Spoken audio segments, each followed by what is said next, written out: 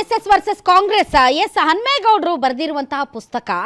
ಹನ್ಮೇಗೌಡ್ರೆ RSS ಶಾಖೆಗಳಲ್ಲಿ ಆಟ, ವ್ಯಾಯಾಮ, ಯೋಗಾಸನ ಹೇಳಿಕೊಡುತ್ತಾರೆ, ಕತೆ ಹೇಳ್ತಾರೆ, ಹಾಡು, ಶ್ಲೋಕ, ಅಮೃತ ವಚನಗಳ ಮೂಲಕ ಸಂಸ್ಕಾರ ಕೊಡುತ್ತೇವೆ ಎಂಬ ಹೆಸರಲ್ಲಿ 3-4 ವರ್ಷದ ಸಣ್ಣ ಸಣ್ಣ ಮಕ್ಕಳಿಂದ ಹಿಡಿದು ಹದಿಹರಿಯದ ಮಕ್ಕಳವರೆಗೂ ಶಾಖೆಗಳಿಗೆ ಆಕರ್ಷಣೆ ಮಾಡುತ್ತಾರೆ. ಸಣ್ಣ ವಯಸ್ಸಿನ ಮಕ್ಕಳ ಮನಸ್ಸಿನ ಮೇಲೆ ನಿರಂತರವಾಗಿ ಹಿಂದೂ ಧರ್ಮ, ಹಿಂದೂ ಸಂಸ್ಕೃತಿ, ಅದರ ಆಚರಣೆಗಳು, ಅದರ ಮೇಲಾದ ಆಘಾತಗಳನ್ನು ಪದೇ ಪದೇ ಒತ್ತಿ ಹೇಳುತ್ತಾರೆ. ಅನ್ಯಮತೀಯ ಅಂದರೆ ಮೊಘಲ್ ಮುಸ್ಲಿಂ ಆಕ್ರಮಣಗಳ ದ್ವೇಷದ ಕಥೆಗಳನ್ನು ಹೇಳುತ್ತಾರೆ. ಶಾಖೆಗಳಿಂದ ಸದ್ವಿಚಾರಗಳು ಬೆಳೆದರೂ ಮಕ್ಕಳ ಮನಸ್ಸಿನ ಮೇಲೆ ಅನ್ಯಮತೀಯ ದ್ವೇಷ, ಅಸೂಯೆಯ ಮನೋಭಾವನೆ ಬೆಳೆಯುತ್ತದೆ. ಹೀಗಾಗಿ ಭವಿಷ್ಯದಲ್ಲಿ ಮಕ್ಕಳು ಬೀದಿ ಹೆಣ ಆಗಬಾರದು. ನನ್ನಂತೆ ದಾರಿ ತಪ್ಪಿದ ತಂದೆ ತಾಯಿಯರಿಗೆ ಸಾವು ನೋವು ಕೊಡುವುದು ಬೇಡ. ಜೈಲು ಪಾಲಾದ ಮಕ್ಕಳ ತಾಯಿ ತಂದೆಯರಂತೆ ಮತ್ತಾರು ನೋವಿಗೆ ಸಿಗಬಾರದು ಎಂದು ತಾವು ಈ ಪುಸ್ತಕ ಬರೆದಿದ್ದೀರಿ. ಹಾಗಾದರೆ RSS ಶಾಖೆಯಲ್ಲಿ ಏನು ಹೇಳ್ಕೊಡ್ತಾರೆ? ಏನದು ಪ್ರಮುಖವಾದ ಭಾಗ. ಆದರೆ ನಾನು ಇದನ್ನ ಎರಡು ಭಾಗವಾಗಿ ಧರ್ಮದ ಬಗ್ಗೆ ಅಸಹನೆ ಒಂದು ನಿಮಿಷ ಇವರು ನೇರವಾಗಿ ನನ್ನ ವೈಯಕ್ತಿಕ ವಿಚಾರವನ್ನು ಇದು ಮಾಡಿದ್ದಾರೆ. ಅದಾದಮೇಲೆ ನಿಮ್ಮ ವಿಚಾರಕ್ಕೆ ಬರ್ತೀನಿ. ನಾನು RSSನಿಂದ ಹೊರ ಹಾಕಲ್ಪಟ್ಟವನಲ್ಲ, ನಾನಾಗೆ ಹೊರಗಡೆ ಬಂದವನು.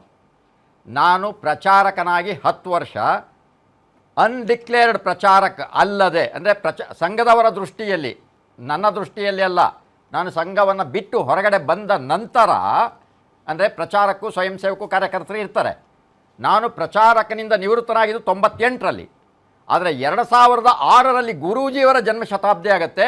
ಅಲ್ಲಿಯವರೆಗೆ ನನ್ನ RSSನ ಹಿರಿಯರೊಬ್ಬರು ದಾಮ ರವೀಂದ್ರ ಅಂಥೇಳಿ, ಇದರಲ್ಲಿ ಬಸವನಗುಡಿಯಲ್ಲಿರುವಂತಹ, ಜಲ್ದಿ ಬಂದ್ಬಿಡಿ, ಟೈಮ್ ಭಾಳ ಕಡಿಮೆ. ಅಲ್ಲಿ ಒಂದು ಬೈಠಕ್ನಲ್ಲಿ ಹೇಳ್ತಾರೆ, ಎಲ್ಲ ಪ್ರಚಾರಕರಿರುವಂಥ ಬೈಠಕ್ನಲ್ಲಿ, ಹನುಮೇಗೌಡರೆ ನನ್ನ ದೃಷ್ಟಿಯಲ್ಲಿ ನೀನು ಈಗಲೂ ಪ್ರಚಾರಕ್ಕೂ, ಅದಕ್ಕೋಸ್ಕರ ಈ ಬೈಠಕ್ಕಿಗೆ ಕರೆದಿದ್ದೀವಿ ಅಂತ ಎಲ್ಲ ಪ್ರಚಾರಕರ ಬೈಠಕ್ಕಿಗೆ ಕರೆದಿದ್ರು. ಆ ರೀತಿ ನಾನು ಇದ್ದಂಥವನು. ನನ್ನನ್ನು ಹೊರಗಡೆ ಹಾಕಿದ್ದಲ್ಲ, ನಾನು ಬಿಟ್ಟು ಬಂದಿದ್ದು. ಯಾಕೆ ಬಿಟ್ಟು ಬಂದಿದ್ದು ಅಂತ ಹೇಳಿದರೆ, ನನ್ನನ್ನು ರೌಡಿ ಅಂತೇಳಿ ಬಿಂಬಿಸಿ ಸುಳ್ಳು ಕಂಪ್ಲೇಂಟ್ ಕೊಡ್ತಾರೆ. ಆ ಕಂಪ್ಲೇಂಟ್ನಲ್ಲಿ ನನ್ನನ್ನು ರೌಡಿ ಅಂತ ಇದು ಮಾಡಿದ್ದಕ್ಕೋಸ್ಕರ ನಾನೇ ಹೇಳ್ತೀನಿ, ಹಾಗಿದ್ದರೆ ರೌಡಿಗಳಿಗೆ ನಾಯಕರು ಇರಬೇಕು, ಡಾನ್ ಇರಬೇಕು, ಅವರೆಲ್ಲರೂ ವಿಚಾರಣೆ ಮಾಡಬೇಕಾಗತ್ತೆ ಅಂತ ಹೇಳಿದಾಗ ಆ ಪ್ರಕರಣವನ್ನು ಅಲ್ಲಿಗೆ ಮುಚ್ಚಾಕ್ತಾರೆ. ಈ ಘಟನೆಯ ನಂತರ ನಾನು RSSನಿಂದ ದೂರ ಆದೆ. ಅವತ್ತು ನನಗೆ ಹೊಡಿತಾರೆ. ಆ ಘಟನೆಯ ನಂತರ ನಾನಾಗಿ ದೂರ ಆಗಿದ್ದೇನೆ ವಿನಃ RSSನಿಂದ ಹೊರಗಡೆ ಹಾಕಿಲ್ಲ. ಪಾಪ ಅವ್ರಿಗೇನು ಗೊತ್ತು, ಅವ್ರೇನು ಗೊತ್ತಿಲ್ಲ. ಎಲ್ಲ ನೀವು ಮಾತಾಡಬೇಡಿ. ನೋಡಿ, ನೀವು ಗೊತ್ತಿಲ್ಲ ಅಂತ ಹೇಳಬೇಡಿ, ಸುಮ್ಮನೆ ಇರಿ. ಸುಮ್ಮನೆ ಇರಬೇಕು.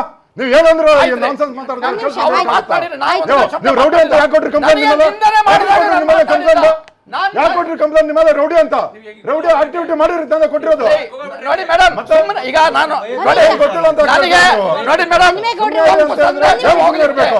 ಸುಮ್ಮನೆ ಬಂದಿರೋ ನನ್ನಲ್ಲಿ ತಪ್ಪು ಸಂದೇಶ ಬಂದಿರೋ ನಾನು ಮಾತಾಡೋ ಕರ್ಸಿರೋದು ಮೇಡಮ್. ನೋಡಿ, ಕುಣಿದಾಡಕ್ಕೆಲ್ಲ ಕರ್ದಿರೋದಿಲ್ಲ. ಕೇಳ್ಬೇಕಯ್ಯ,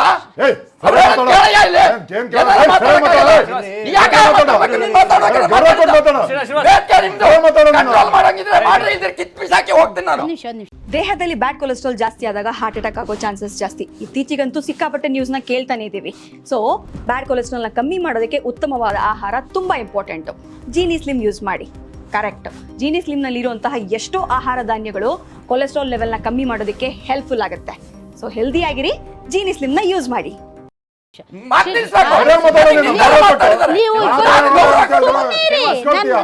ಶ್ರೀನಿವಾಸ್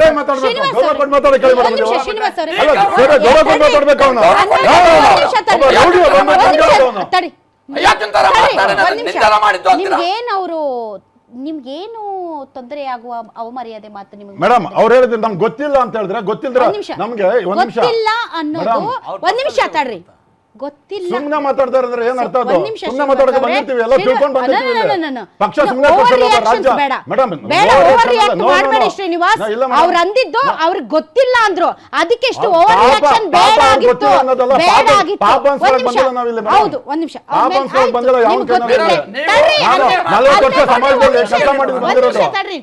ಸಮಾಜದಲ್ಲಿ 40 ವರ್ಷ ಕೆಲಸ ಮಾಡಿದ್ರು ಬಂದಿರೋ ಸುಮ್ಮನೆ ಬಂದಿಲ್ಲ. ಯಾಕೆ ಅವ್ರ ಮೇಲೆ ರೌಡಿ ಕೇಸ್ ಹಾಕಿದ್ರು? ಯಾರು? ಅವ್ರನ್ನ ಕೇಳಿ, ಯಾರು ಕೊಟ್ರ ಅಂತ ಅವ್ರು ಹೇಳಿದ್ದು.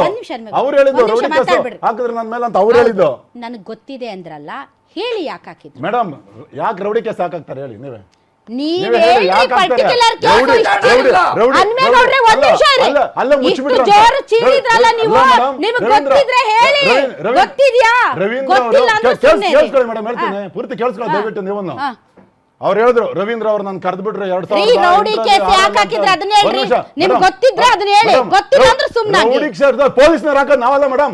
ಗೊತ್ತಿಲ್ಲ ಅಂದ್ರೆ ಮಧ್ಯದಲ್ಲಿ ಬಾಯಿ ನಾವೇ ಹೇಳೋದು. ಒಂದ್ ನಿಮಿಷ ಅನ್ಬೇಕು. ನಾವೇ ಹೇಳೋದು. ಗೊತ್ತಿದ್ರೆ ಬಾಯಿ ಯಾಕೆ ಹಾಕಿದ್ರಿ? ಯಾರು ಅವ್ರಿಗೆ ಗೊತ್ತಿಲ್ಲ. ಗೊತ್ತಿಲ್ಲ, ಸುಮ್ನೆ ಪಾಪ ಗೊತ್ತಿದ್ರೆ ಹೇಳ್ತಾರೆ ಬಾಯಿ ಯಾಕೆ ಅಂದ್ರೆ ಹಾಕಿದ್ರಿ? ಏನು ಯಾಕೆ ತಿಳ್ಕೊಳ್ಳೋದು ನಮ್ಗೆ ಬಂದು ಡಿಬೇಟ್ ಕೂತಿರ್ತೀವಿ ಸಮಯ ಇಲ್ಲಿ. ವ್ಯರ್ಥ ಮಾಡ್ತಿದ್ದೀರಾ? ನಾನು ಶ್ರೀನಿವಾಸ್, ವ್ಯರ್ಥ ಮಾಡ್ತಾ ಇಲ್ಲ, ಅವ್ರು ನಿಮ್ಗೆ ಸರಿಯಾಗಿ ಗೊತ್ತಿಲ್ಲ ಮಾತಾಡ್ತಾರೆ. ಅಂದ್ರೆ ಗೌರವ- ಮಧ್ಯದಲ್ಲಿ ಮೇಡಮ್, ಶ್ರೀನಿವಾಸ್ journalist ಬರೋದು ನೋಡಿ ಗೌರವ ಕೊಟ್ಟು ಮಾತಾಡ್ಬೇಕು. ಕೂತ್ಕೊಳ್ಳೋ ಇವೆಲ್ಲ ಅವನ ಹತ್ರ ಇಟ್ಕೊಳ್ಳಿ. ನೋಡಿ ನಿಮ್ ನನ್ನ ಹತ್ರ ಬಿಜೆಪಿ ಏನ್ ನಡೆಯಲ್ಲ ಇದೆಲ್ಲ. ಮಧ್ಯದಲ್ಲಿ ಬಾಯಿ No, no, no. ಮಧ್ಯದಲ್ಲಿ ಬಾಯಿ ಹೋಗಯ್ಯ, ಬರೋ ಅಂತ ನಾವು ತಗೊಳಕ್ಕಾಗಲ್ಲ ಮೇಡಮ್.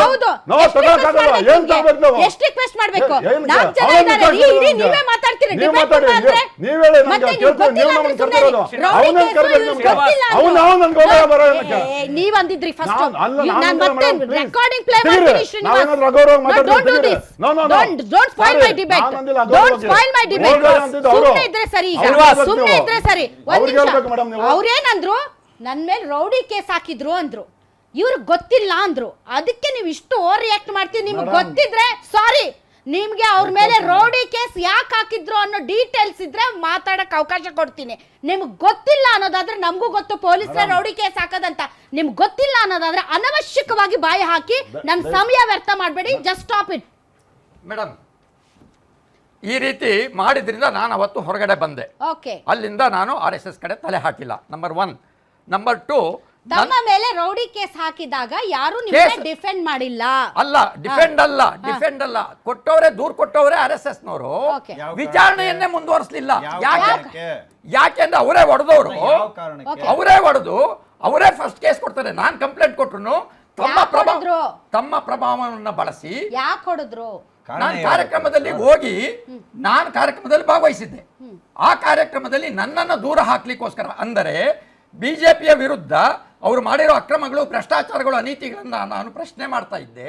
ಅದಕ್ಕೋಸ್ಕರ ಅದು ಬಿಟ್ಟು ನೀವು ಅದಕ್ಕೋಸ್ಕರ ನಾನು- ಹನುಮೇಗೌಡ್ರೆ, ಅದು ಬಿಟ್ಟು ಹಣ ಸುಲಿಗೆ ಅದನ್ನೇ ನಾನೇ ಹೇಳ್ತಿದ್ದೀನಿ. ಮಾಡಕ್ ಹೋಗಿದ್ರ ಎಲ್ಲಾದ್ರೂ? ಇಲ್ಲ, ಮಾಡಿಲ್ಲ. ಮಾಡಕ್ ಹೋಗಿದ್ರ? ಆ ರೀತಿಯ- ಹಿಂದೂ ಹೆಸರು ಹೇಳ್ಕೊಂಡು ಯಾರನ್ನಾದ್ರೂ ಸುಲಿಗೆ ರೇಪ್ ಮಾಡಕ್ ಮಾಡಿಲ್ಲ, ಹೋಗಿದ್ರ? ಯಾವುದೇ ಸುಲಿಗೆ ಮಾಡಕ್ ಭ್ರಷ್ಟಾಚಾರ ಹೋಗಿದ್ರಾ? ಮಾಡಿಲ್ಲ, ಯಾವುದೇ ಮೋಸ ಮಾಡಿಲ್ಲ. Okay, fair. ಇಂಥ ಇದ್ದಾಗ ನಾನು ಅತ್ಯಂತ ಪ್ರಾಮಾಣಿಕನಾಗಿ, ತ್ಯಾಗ, ಸೇವೆ, ಪ್ರಾಮಾಣಿಕತೆಗೆ ಬದ್ಧನಾಗಿ ಸಂಘಟನೆಯಲ್ಲಿ ದುಡ್ಕೊಂಡಿದ್ದೆ.